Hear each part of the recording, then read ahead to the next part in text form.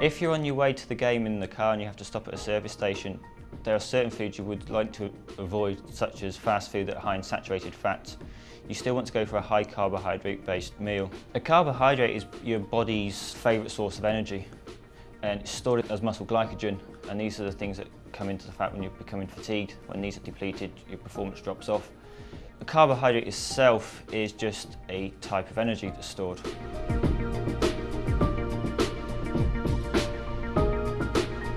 Protein isn't used as an energy source as so much as fats and carbohydrate.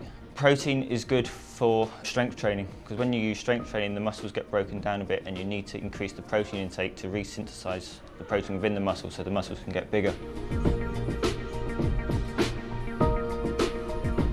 One of the key factors for fatigue is dehydration. When you sweat, you obviously lose a lot of water.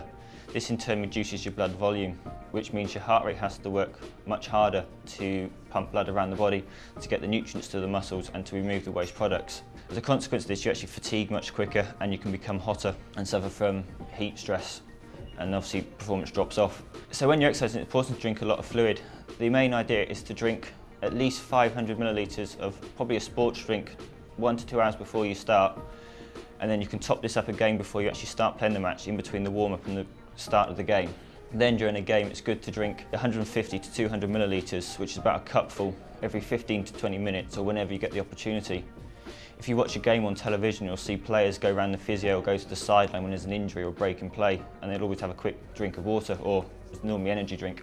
Energy drinks are normally quite good to rehydrate yourself with, because one, they contain carbohydrate, which will replace some of the energy used during the actual game, and they also contain electrolytes, which aids the fluid retention. The problem with water is you might not drink enough because it's very bland, so unless you can really make yourself drink it, you won't actually drink enough. Also, because it hasn't got the salts in it, there's a chance it will just go straight into urine formation and pass through the body.